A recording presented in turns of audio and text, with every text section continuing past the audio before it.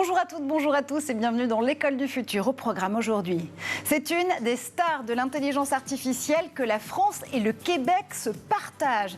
Il vient de recevoir la Légion d'honneur en France pour son apport scientifique et surtout son engagement humanitaire. Yoshua Bengio fait briller l'humain derrière l'IA. Ce sera notre rôle modèle à suivre. Pour moi, c'est aussi un rôle modèle. C'est Guillaume Gralet du magazine Le Point, bien sûr. Guillaume, tu as forcément une idée derrière la tech aujourd'hui qui nous emmène aussi au Québec, à Montréal, avec une très belle déclaration. Oui, en fait, c'est une très belle déclaration d'amour des valeurs. On va en parler tout à l'heure. Et effectivement, on a beaucoup à apprendre du Québec en termes de recherche en intelligence artificielle. Et on y revient bien sûr dans un instant. Notre question du jour, la voici. Il y a près de 1,6 milliard d'élèves sur la planète. 2 ans de confinement à répétition plus tard, leur quotidien a évidemment drastiquement changé. Alors de la continuité pédagogique à la relation entre enseignants, élèves et parents, les EdTech peuvent-elles aider l'école à faire sa mue? Du Québec à l'Europe, on va passer en revue les nouvelles initiatives. Justement, avec Zvénia Busson, vous êtes présidente du European EdTech Alliance. Bonjour à vous. Bonjour. Et en duplex depuis Montréal, on vous rejoint, Julie Pigeon. Vous êtes la directrice générale de l'association EdTech avec un Q, s'il vous plaît. Oui, c'est bien ça. Bonjour à tous. Mais d'abord, focus.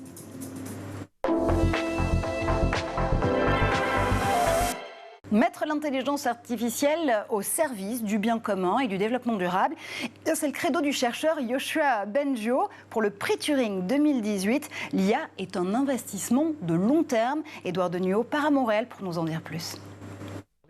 Il est l'un des plus grands chercheurs en intelligence artificielle de la planète. Yoshua Bengio est professeur d'université, informaticien et chercheur en intelligence artificielle québécois, né à Paris en 1964. Il fait ses études à Montréal et il obtient son doctorat en informatique en 1991 à l'université McGill.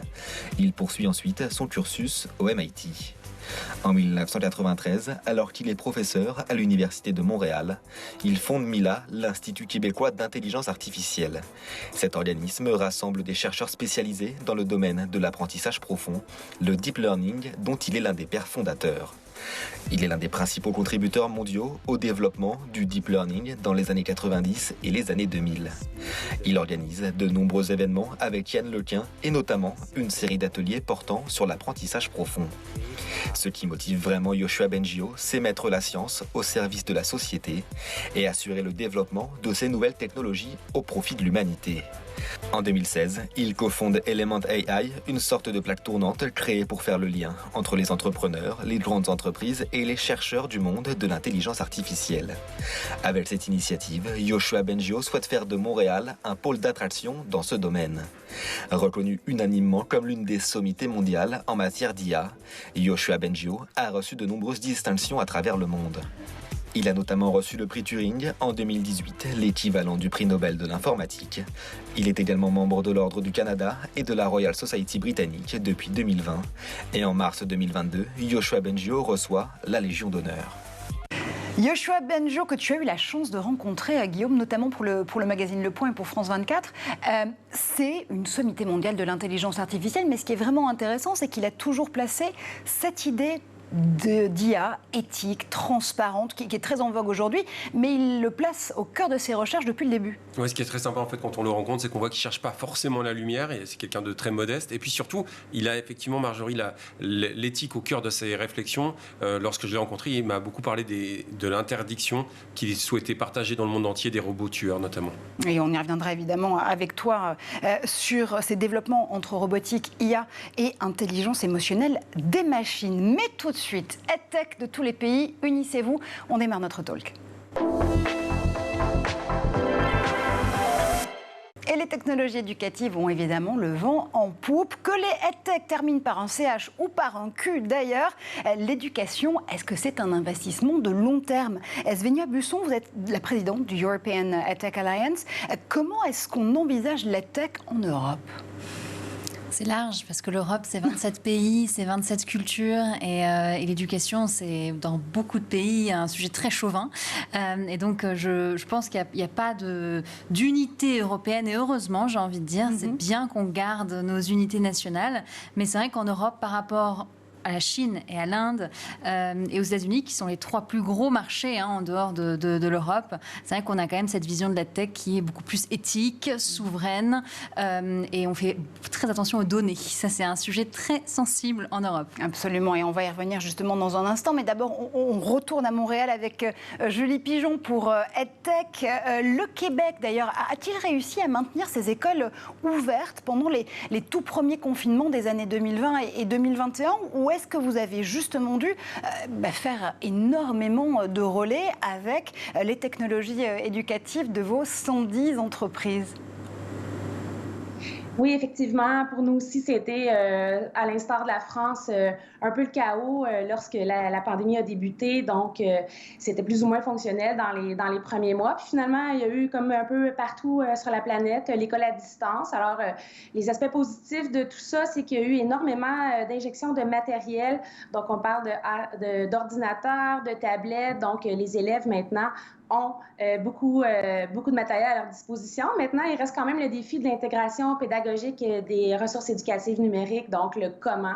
Alors, comment on soutient les enseignants et les enseignantes d'ici pour parvenir vraiment à bien prendre toute cette bouchée technologique-là qui a été quand même, qui a connu quand même quelques ratés là, durant la pandémie, mais il faut toujours se rapporter aussi au contexte qui était une situation de crise. Donc, tout ça a été lancé rapidement sans tout le support qui aurait pu être requis. Là, maintenant, on est un peu plus dans un pas de recul.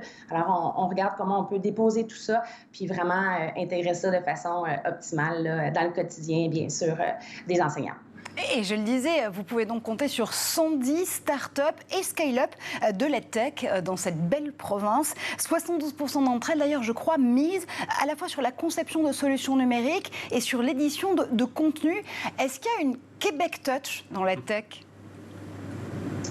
Bien, en fait, on a la chance au Québec d'être reconnu au niveau pédagogique et technologique. Dans notre écosystème, effectivement, il y a beaucoup de solutions numériques qui sont développées. On s'adresse aussi un peu différemment de la France, qui est beaucoup dans la formation professionnelle. Nous, ici, on s'adresse en majorité, donc 60% des entreprises au secteur du K12, donc primaire et secondaire. Donc, oui, il y a beaucoup de ressources à disposition. Maintenant, l'enjeu qui est important, c'est vraiment l'enjeu de visibilité. On reste en compétition avec les géants du web. Pour plusieurs entreprises, l'écosystème, notre écosystème, en fait, c'est un peu, ça ressemble un peu aussi à la France, beaucoup de jeunes startups, de jeunes entreprises. Donc, parfois, elles n'ont pas toujours la force de frappe pour intégrer le marché, pour se faire découvrir. Donc, on travaille très, très fort avec l'association pour faire connaître ce qui se fait de bien ici, parce que je pense qu'au niveau pédagogique et technologique, on a vraiment un secteur très dynamique qui se distingue, là, j'ai le goût de dire, à l'échelle internationale même. Justement, mettre en avant ces pépites pour que leurs solutions soient aussi reconnues que celles des plateformes. C'est aussi une des grandes batailles que vous menez en Europe, Svenja, avec la EdTech, la European EdTech Alliance. L'idée, c'est quoi? C'est de dire qu'aujourd'hui, les enjeux d'EdTech, ce sont des enjeux de souveraineté éducative. On parle beaucoup de souveraineté numérique. C'est un mot qui est aujourd'hui un concept qui est évidemment très répandu, notamment dans une période très politique. Cette souveraineté éducative, elle passe par ces outils numériques. Absolument. Absolument, ils font partie du quotidien des élèves, du quotidien de certains profs. On ne peut plus vraiment les éviter, si je puis dire. Et donc, bien sûr qu'il y a un enjeu de souveraineté. Après, c'est vrai que en Europe, les marchés scolaires, dans le secondaire et dans le scolaire, sont très difficilement pénétrables pour ces EdTech, parce qu'il n'y a pas encore cette culture de travailler avec des startups, de travailler avec le privé. C'est vrai qu'on a des systèmes qui sont largement publics. Donc, ça fait toujours un peu drôle, voilà, quand on voit une start-up arriver et nous vendre un produit qui peut être par ailleurs extrêmement utile, mais on n'a pas cette culture encore. Ça va venir, et d'ailleurs, souvent, moi, j'en ris parce que c'est vrai que les profs qui sont un peu contre ça, qui sont un peu contre le numérique, la EdTech et les startups, je leur dis, mais en fait, tout autour de vous, c'est du privé. Enfin, la table, les chaises que vous avez dans votre salle de classe, c'est une entreprise privée qui l'a vendue à l'Éducation nationale ou à votre école, etc. Donc, en fait, le privé est déjà partout. C'est juste qu'il est moins visible que voilà, une application ou une tablette. Voilà. Donc, il ne faut pas en avoir peur. On est des alliés de l'école. On n'est pas les ennemis de l'école.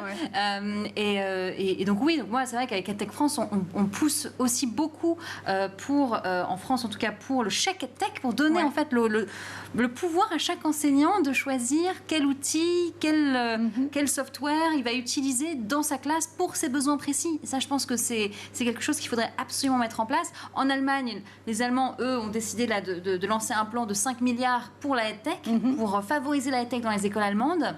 Donc, chaque école a un budget alloué à ça, et ça, je trouve ça génial. C'est une vraie étape pour les Allemands. Les Autrichiens aussi, financés par l'État à 100%. Donc voilà, c'est ce genre de choses-là qu'on voit émerger de plus en plus pour que la EdTech rentre aussi dans l'école. Et ce chèque EdTech, il prendrait la forme de quoi? Du chèque culture, par exemple, qu'on a pu voir se mettre en place pour les jeunes, ou du chèque aussi psy pour des consultations pour leur bien-être mental? Par exemple, comme une sorte de carte ou de chèque sur lequel alors ils auraient accès à un espèce de catalogue de solutions EdTech France, de startups qui font partie de notre réseau, et puis ils pourraient choisir selon leurs besoins quelles solutions ils ont envie d'utiliser en classe.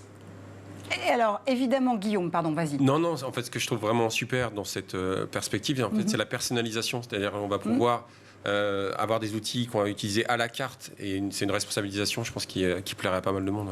Absolument. Ouais. Et on parlait justement de ces enjeux de souveraineté numérique, souveraineté éducative, mais Julie, je vous retourne la question, parce que si une dimension de souveraineté culturelle et linguistique, et vous le dites vous-même chez EdTech, la réalité culturelle et la langue française sont des éléments essentiels quand on parle d'éducation. Votre mission, notamment au Québec, c'est de faire briller la francophonie dans ces technologies éducatives? Tout à fait. Même des arguments qu'on déploie pour se distinguer par rapport à nouveau aux géants. Donc, toutes les ressources du Québec, bien sûr, sont dans un français impeccable, sont calquées sur le programme d'éducation, du programme du ministère de l'Éducation. Il y a les références culturelles aussi qui demeurent importantes. Donc, il y a tout ça qui est disponible. À nouveau, j'aime bien l'idée du chèque EdTech. Nous aussi, on a des enjeux vraiment similaires.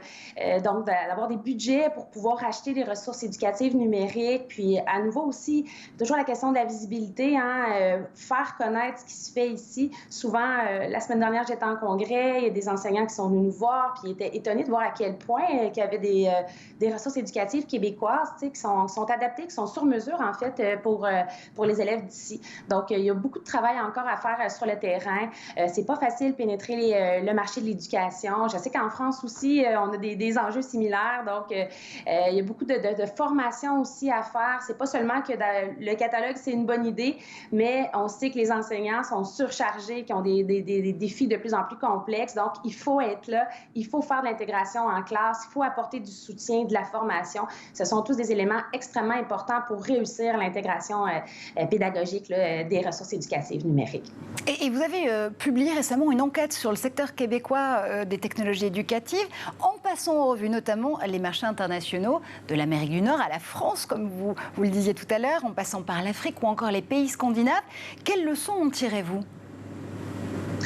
Bien, en fait, ce qui est étonnant, c'est que d'abord, au Québec, quand on vend à l'extérieur du Québec, donc on vend dans le reste du Canada, c'est considéré comme l'exportation. Alors, sans grande surprise, le reste du Canada, c'est le marché principal de l'exportation de nos ressources. Mais le deuxième marché, c'est l'Europe francophone, donc ça passe avant les États-Unis. Alors, le fait francophone est très important. Je dirais au niveau d'autres pays, comme en Asie, ça reste un marché très peu exploré. Toujours les questions de cybersécurité qui sont centrales puis qui peuvent causer quand même quelques inquiétudes, tout ce qui est propriété intellectuelle aussi. Pour ce qui est de l'Afrique, on a mené une mission commerciale au Maroc l'an dernier. C'était vraiment intéressant. Mais encore, à nouveau, de plus en plus d'applications logicielles demandent d'avoir Internet haute vitesse. Donc, ça prend des infrastructures aussi en place. C'est un autre argument, en fait, une autre constante qui est importante à voir quand on veut réussir, en fait, le virage numérique. Et puis on imagine aussi que sur les pays africains, avec le leapfrogging, les sauts de grenouille, on adore cette expression ici, opérés par la plupart des pays africains francophones notamment, on se dit que les solutions EdTech, elles doivent arriver sur le mobile directement. Exactement. Tout à fait. On a comme un peu sauté, comme vous l'avez si bien dit. Puis on a la chance d'avoir quand même parmi nos membres des gens qui offrent des solutions aussi de connexion, de contenu pédagogique disponible hors connexion. Donc ça, c'est vraiment important pour pouvoir amener en fait les contenus pédagogiques dans des endroits où justement il n'y a pas les infrastructures en place pour pouvoir avoir accès justement à des contenus, à Internet entre autres. Donc ce sont des solutions qui existent puis qui viennent démocratiser en fait l'éducation. Donc c'est quand même assez positif tout ça. On l'oublie parfois, c'est vrai, mais la connectivité, c'est la première des notions à pouvoir sécuriser avant même de pouvoir aller proposer ces outils et ces technologies éducatives, encore une fois. Je reviens à l'Europe, puisque justement, Julie en parlait, c'est le deuxième marché d'exportation des EdTech québécoises. Svénia, vous défendez un consortium de 2450 startups et organisations en Europe. Alors, pas purement Union européenne, mais géographiquement européenne en tout cas, des entreprises numériques, des politiques publiques aussi. Il faut savoir marier les deux pour réussir à fédérer ce secteur de l'EdTech en Europe. Absolument, absolument. Alors c'est vrai qu'on a un système où on doit prendre en compte les startups, mais aussi l'Union européenne et donc toutes les institutions européennes qui ont aussi leur mot à dire. Mais l'éducation est toujours un sujet très chauvin, comme je le disais, et qui doit vraiment aussi rester dans les mains des pays. Et donc, c'est vrai que c'est compliqué parce qu'avec l'Alliance, on essaye de promouvoir plus d'interopérabilité au niveau de l'Europe et de faire en sorte qu'une start-up française puisse plus facilement s'exporter en Allemagne, au Portugal ou en Espagne. Mais pour ça, il faut qu'on ait des accords communs. Et ça prend beaucoup de temps à mettre en place. Et j'imagine que ça dépend aussi de l'organisation de chaque système éducatif par pays membres, États membres, comme vous le décrivez. Mais est-ce qu'il y a justement des verrous qu'il est plus facile, si j'ose dire, de faire sauter dans certains pays que dans d'autres ? Absolument, absolument. Dans les pays nordiques, par exemple, on a une décentralisation totale, ce qui fait que c'est extrêmement facile pour une entreprise d'aller vendre à une école, étant donné que l'école elle-même a ses budgets, et si ce n'est pas l'école, ce sera la commune. En France... C'est extrêmement complexe. Alors pour les écoles primaires, il faut aller vers les communes. Pour les collèges, il faut aller vers les départements. Les lycées, ça va être la région. L'Allemagne, c'est encore autre chose. Il y a 16 Länder, 16 États différents avec 16 systèmes éducatifs différents presque. C'est-à-dire que là, c'est vraiment pareil pour l'Espagne. Et donc, c'est vrai que c'est très compliqué à naviguer. Mais les pays nordiques ont vraiment, à mon sens, compris que la décentralisation permettait l'innovation. Et c'est vrai que plus un pays est centralisé, moins on a accès à l'innovation qui est finalement qui vient du bas, qui est bottom-up. Guillaume ? Oui, on doit avoir cette difficulté pour les startups de vendre dans chaque région, petite région d'Europe, mais il y a également la problématique de voir les formations reconnues sur tout le continent européen. Donc ça doit être quelque chose qui vous motive aussi, ça j'imagine. Absolument, absolument. Et on ne veut pas faire, uniformiser l'Europe et dire on a un seul programme pour tout le monde. Ça, non, bien sûr que non, évidemment. Mais on a quand même envie de faciliter les échanges parce qu'on pense aussi que la diversité, cette richesse européenne où chaque pays a son système éducatif et son programme, on peut beaucoup apprendre de nos voisins. Et donc d'utiliser une solution française pour apprendre le français ou utiliser une solution finlandaise pour apprendre tout ce qui est les soft skills, par exemple, ça peut vraiment faire sens. Et donc d'apprendre des forces des uns et des autres et permettre de construire un vrai marché européen. D'autant plus que les EdTech balayent un champ très très large du marché de l'éducation. Ça va de l'école, dont on a beaucoup parlé ici et dont on parlait aussi avec Julie, jusqu'à la formation tout au long de la vie. Absolument, absolument. Et c'est vrai qu'en Europe, la majorité des startups aujourd'hui qui réussissent, qui se développent à l'international en dehors de l'Europe, ne sont pas dans le scolaire. Il y en a très peu. On a une licorne en Europe, on en parlera peut-être plus tard, mais qui est sur le K12, ce qu'on appelle le K12, le scolaire. Mais bon, voilà, c'est des cours particuliers. Mais finalement, on a très peu de startups qui se développent sur le scolaire, étant donné que c'est très compliqué encore d'accéder aux écoles publiques dans tous les pays européens. Donc, on est vraiment en Europe les champions, plus de la formation professionnelle, de la formation tout au long de la vie, avec des open classrooms et d'autres partout en Europe qui brillent ici et ailleurs. Et justement, on posait la question à Julie il y a encore un instant, l'exportation de ces tech européennes, elle s'opère où ? souvent les US, les États-Unis, étant donné que, alors, on a des pépites qui se lancent dans le K12 ici et qui s'exportent tout de suite aux US, parce qu'aux US, il y a un vrai marché, c'est-à-dire que le système est organisé complètement différemment, avec des districts qui ont tous un budget pour financer la EdTech dans les écoles de leur district. Donc, ils sont organisés par district. Il suffit de convaincre un district pour être dans déjà 200 écoles. Donc, c'est vraiment une aubaine pour des startups dans le scolaire. Et donc, là, il y a vraiment, c'est culturel, quoi. Dans toutes les écoles, il y a du matériel informatique. On achète du software aussi EdTech. Et c'est vrai que c'est dans la culture. Et ça n'a pas encore en Europe. Avec 20 milliards d'euros investis en 2021 dans le monde, l'EdTech est-il un marché à part entière? On en parle dans un instant, évidemment avec Venia, avec Julie et avec Guillaume. Mais d'abord, on va faire un tour du côté de la planète tech.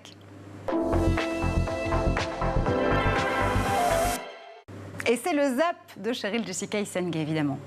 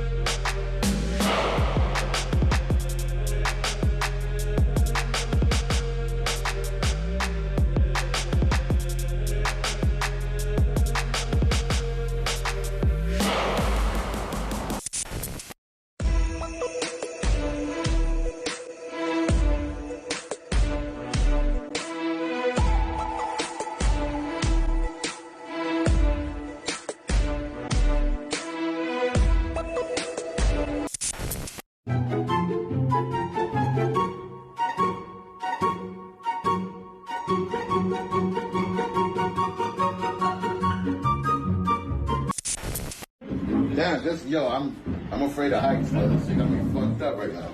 I'm frozen. You're at the edge? Yeah. I like this spike. Look at that. Damn.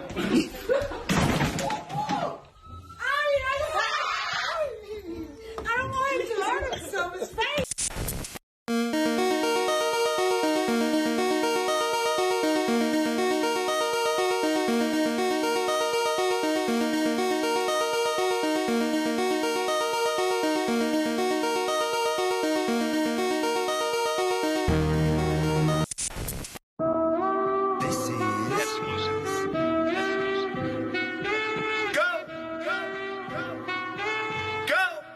Nothing can stop me. I'm all the way up. All the way up.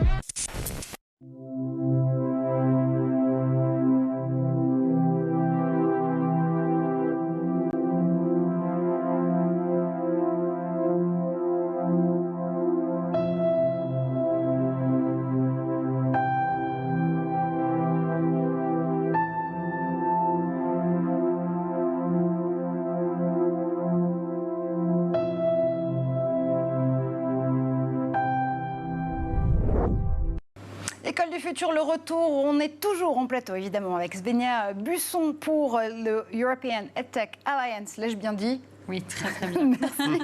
Et avec Julie Pigeon pour EdTech avec un Q comme Québec. Car vous le savez, aujourd'hui, on met à l'honneur l'EdTech partout dans le monde. On essaie de comprendre comment justement tirer profit de ces technologies éducatives, quel que soit le système scolaire auquel on s'adresse. Mais d'abord, je crois que Guillaume Gralet est avec nous parce qu'il a forcément quelque chose à nous dire. Et ce que tu as envie de nous dire aujourd'hui, Guillaume, c'est une déclaration. La déclaration de Montréal pour un développement responsable de l'intelligence artificielle. Elle a été prononcée il y a quelques mois à peine.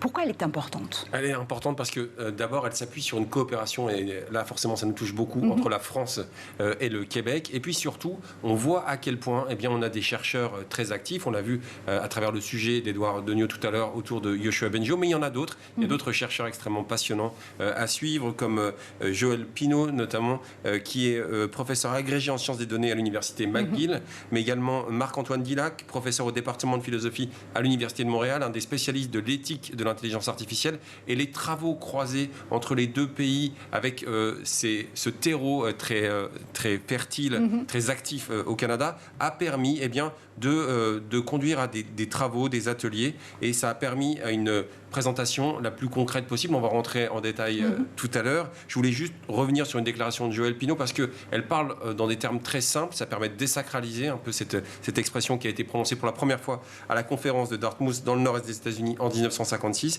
Et elle explique qu'il y a beaucoup de possibilités avec l'intelligence artificielle et il faut distinguer ce qui est possible de l'affabulation parce que parfois, il faut bien le dire, on joue un petit peu à se faire peur et c'est ce côté très concret que je trouve très intéressant à suivre. Et attention à la fantasmagorie en matière d'intelligence artificielle. En effet, on en est encore un tout petit peu loin, un petit peu parce que dans cette déclaration de Montréal, il y a des notions qui sont très importantes. Est-ce que c'est étrange, par exemple, de parler de bien-être quand on pense à l'intelligence artificielle? Oui, le bien-être, c'est-à-dire qu'on va se situer au plus près des préoccupations de notre quotidien. Et on voit également des notions du respect de l'autonomie des utilisateurs de cette intelligence artificielle, la protection de l'intimité, de la vie privée, la solidarité, la participation démocratique, l'équité, l'inclusion, la diversité, encore la prudence et la responsabilité.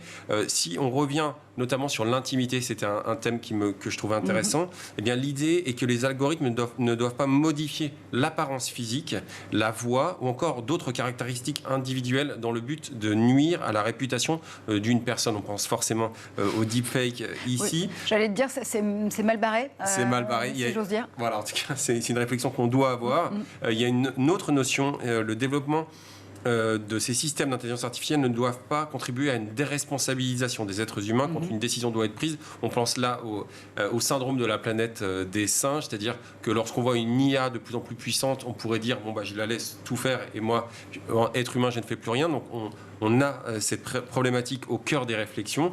Il y a également la notion de développement soutenable, c'est-à-dire qu'on doit respecter la biodiversité lors de l'extraction des ressources naturelles qui sont au cœur de la fabrication des supercalculateurs, notamment clés. Donc c'est vraiment, lorsqu'on écoute les prédictions de Sundar Pichai, vous savez, le président d'Alphabet, la maison mère de Google, qui dit que l'intelligence artificielle aura encore plus d'impact sur l'être humain que ne l'a eu l'électricité, il est nécessaire en réalité de revenir en permanence à l'humain. Ça me rappelle d'autres travaux, ceux de Grégory Renard et de Aurélie Jean, deux chercheurs français qu'on aime beaucoup ici. Ils ont établi un guide de réflexion un peu sur le modèle du serment d'Hippocrate en vigueur chez les médecins, et il propose un code éthique afin d'encadrer l'utilisation de l'IA. Alors justement, cette IA éthique, ce ne sont pas que des mots ou des déclarations de bonnes intentions, ce sont aussi des technos en dur derrière.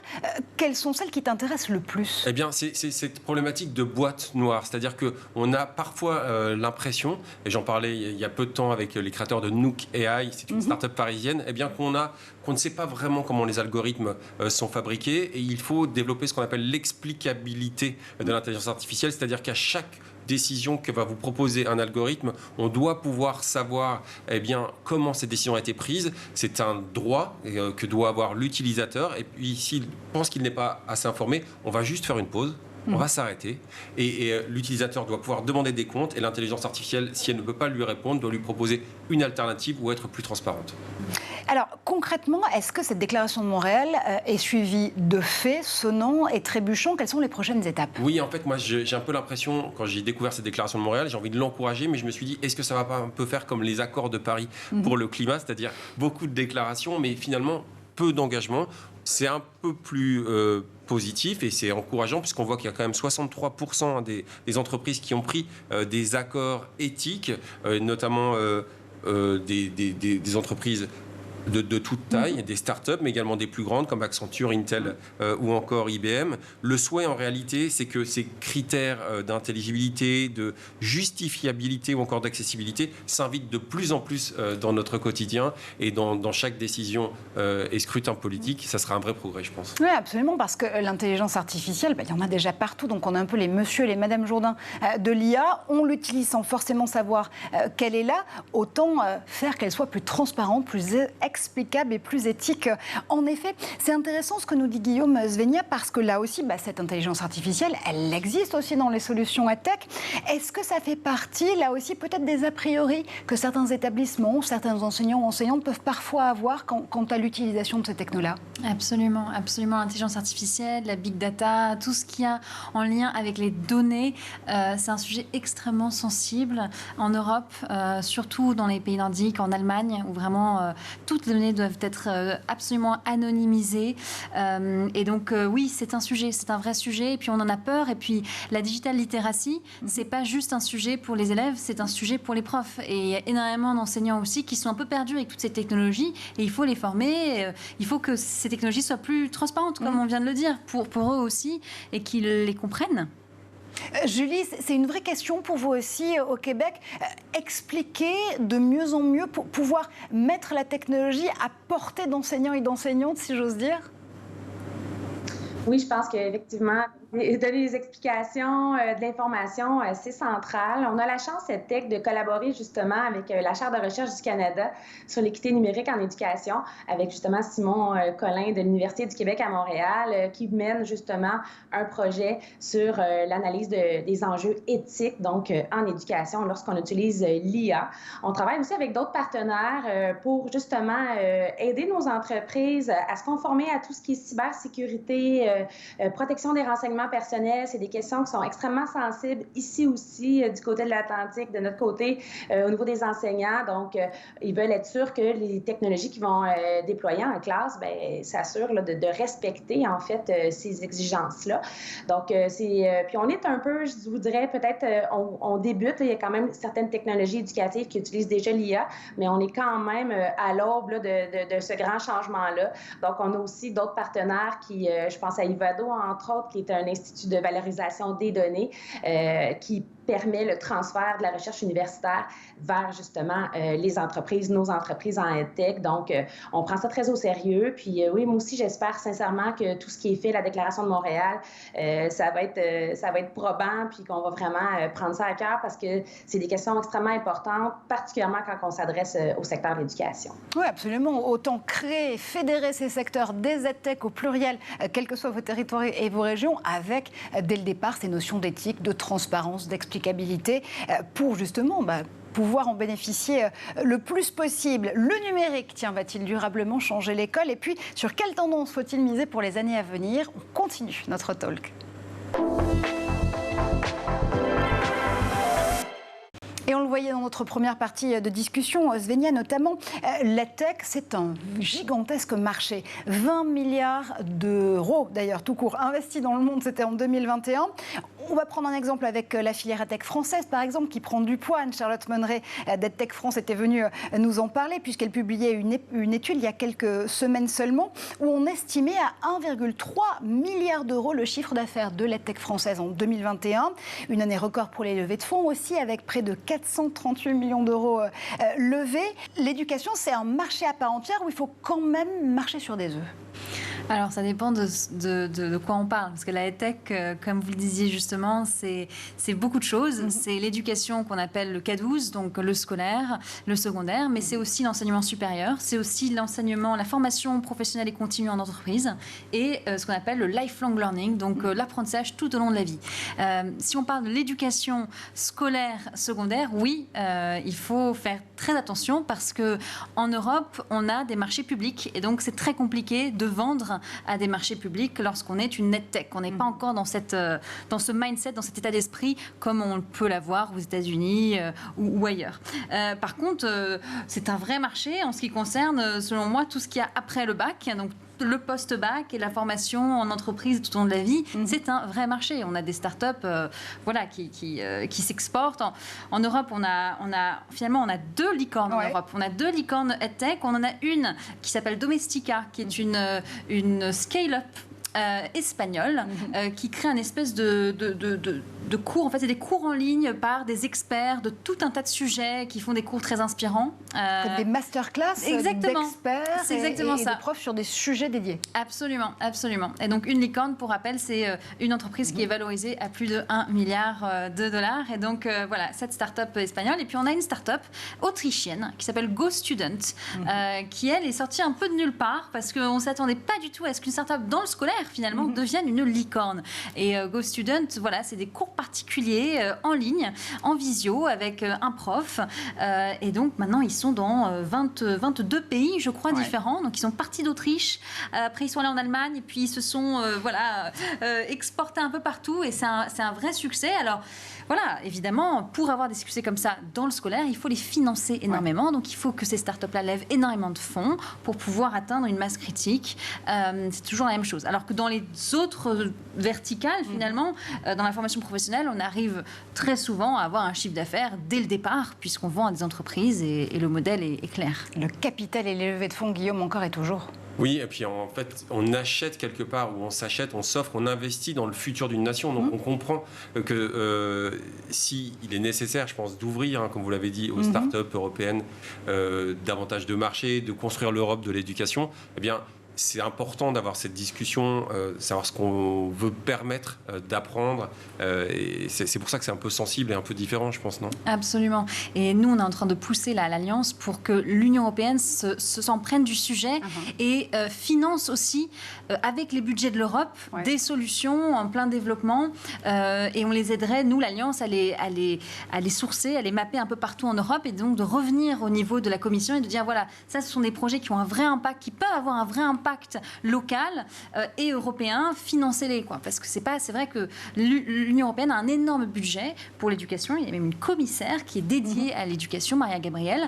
Et donc, il faut aussi que l'Europe s'en prenne de ce sujet-là. Donc, on est en discussion assez rapprochée avec... Maria Gabriel, qui, sous la précédente commission, était commissaire notamment à l'économie numérique. Donc, ça devrait lui parler, allier éducation, encore une fois, et technologie. J'ai envie de t'emboîter le pas, tiens, Guillaume, et celui aussi de Yoshua Bengio, qui nous disait que l'IA était un investissement de long terme.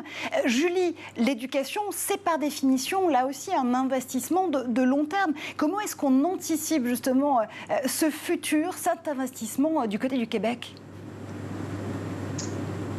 Il ne fait pas de doute, si je rapporte ça au niveau du numérique. Maintenant, les enseignants sont conscientisés que le virage numérique est là, donc incontournable, à venir. Nos enfants, bien sûr, les métiers de demain, il faut les former pour pouvoir accéder justement à des métiers qui vont être principalement numériques, mais aussi, comme on a mis tout à l'heure, tous les enjeux aussi de citoyenneté numérique, donc l'utilisation éthique des technologies, tout l'enseignement aussi, des nouvelles, des réseaux sociaux, ça doit passer par l'école. Donc, il y a quand même plusieurs budgets qui sont prévus. Il y a aussi, vraiment, comme je l'ai nommé à quelques reprises là, depuis le début de l'entretien, tout ce qui est formation. À nouveau, je mise beaucoup là-dessus parce que c'est incontournable de soutenir les profs durant justement la formation continue, puis de les aider à prendre cette bouchée technologique-là. Puis il y a beaucoup de sommes au niveau du ministère de l'Éducation qui vont être allouées là, dans les prochaines années pour permettre ça. Svenia. Oui, j'aimerais rebondir sur ce que dit Julie, parce que c'est vrai qu'on s'attend beaucoup à ce que nos gouvernements investissent massivement là-dedans, alors qu'on pourrait aussi concevoir qu'il y ait des partenariats publics-privés qui se créent, et c'est le cas en Espagne, dans la région de Barcelone, en Catalogne, où en fait on a une grosse entreprise privée qui s'appelle Mobile World Barcelona, qui a signé un partenariat avec la ville et l'État de la Catalogne pour finalement former tous les profs et tous les élèves à la digital literacy dont on parlait, dont on parlait aussi Julie, l'importance de comprendre ce qu'il y a derrière les outils numériques que les élèves utilisent tous les jours, comprendre que leur vie est aussi régie par les algorithmes, savoir reconnaître des fake news, tout ça fait partie de la digital literacy.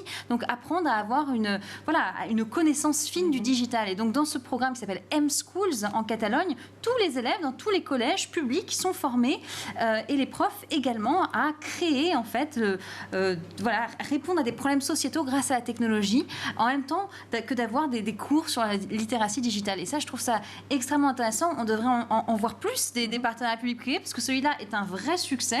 Et voilà, donc j'encourage aussi des villes, des départements, des régions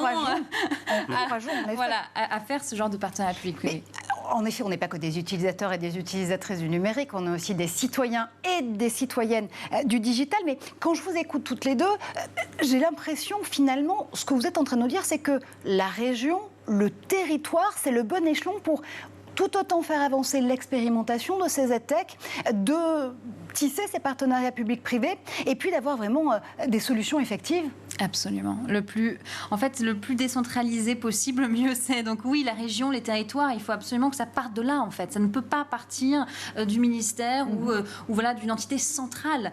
En Finlande, ils vont jusqu'à adapter en fait leur programme scolaire à chaque ville. Chaque ville a le droit, ou chaque région a le droit d'adapter le programme scolaire de 30% pour ajouter ce qui s'est passé dans cette ville-là. Ou si c'est une ville qui est entourée de forêts, de rajouter tout un programme sur la forêt, mieux comprendre la forêt, faire venir les élèves dans la forêt pour comprendre les métiers aussi de la forêt. Et donc 30% d'un programme scolaire qui peut être adapté aux spécificités locales. Et ça, je trouve ça extrêmement innovateur. Et donc oui, il faut que ce soit le plus localisé possible. Je crois que Guillaume a très envie de revenir à l'école primaire en Finlande. Je ne sais pas pourquoi. Exactement. Non, ça fait rêver. Et c'est vrai que c'est un côté un peu local qui va permettre une meilleure personnalisation. Absolument. Après, ce que je trouve intéressant aussi, c'est peut-être, sans être trop négatif, mais aussi d'apprendre à vivre avec le numérique. L'addiction aux écrans aussi, par exemple, vous avez parlé des deepfakes, ça c'est intéressant aussi, d'apprendre à avoir une vie numérique assez saine. Absolument. Et ça fait vraiment partie pour moi de la littératie digitale, d'apprendre aussi à gérer son image en ligne. Parce que les jeunes aujourd'hui, ils sont un peu partout et en même temps, ils ne savent pas que leurs données, finalement, ils les donnent. C'est un cadeau qu'ils font aux GAFAM et donc ils ne comprennent pas comment leurs données sont monétisées, sont utilisées. Et donc oui, il faut absolument que ça fasse partie du programme scolaire finalement. Et pour former justement ces citoyens et citoyennes en puissance du numérique, évidemment, il faut des profs. On y revenait avec vous tout à l'heure, Julie. Évidemment, c'est fondamental d'accompagner les enseignants et enseignantes à mieux maîtriser ces outils. Ça fait partie de la solution inhérente. Je suis convaincue, tout à fait, c'est partie de la solution. Effectivement, nous, EdTech, on travaille en collaboration avec des partenaires, justement, qui offrent la formation continue aux enseignants. Mais je vous dirais même qu'il faut remonter à la formation initiale. On a eu un invité, justement, il y a quelques semaines, qui est venu parler de la formation initiale des enseignants et il expliquait qu'il y avait un cours sur les technologies et c'était tout prof confondu qui se retrouvait dans ce cours-là. Donc, il y a aussi un travail à faire dans la formation des futurs enseignants pour toutes les questions qu'on vient de nommer. Bien sûr, l'utilisation des ressources éducatives numériques, mais tout ce qui est l'apprentissage de la littératie numérique, c'est fondamental. Là. Donc, oui, il y a des choses à voir à ce niveau-là. Est-ce que les EdTech peuvent aussi nous permettre de concevoir des technologies plus inclusives, tout autant pour les enfants que pour les enseignants et enseignantes et les parents? Tout à fait. Avant d'être chez EdTech, j'ai travaillé dans une entreprise en EdTech, sans grande surprise, qui offrait un logiciel d'aide à l'écriture et à la lecture pour les élèves dyslexiques. Et dans certains cas, dans plusieurs cas même, ça pouvait modifier complètement le parcours scolaire pour les élèves 10. Donc, effectivement, moi, je pense qu'il y a certaines technologies d'aide qui peuvent vraiment travailler l'estime de soi de l'élève, mais aussi les résultats, puis faire en sorte que les élèves qui ont des enjeux, eux aussi, puissent parcourir, faire le parcours scolaire dans un état, dans un climat de bienveillance, puis valorisant. C'est très important aussi.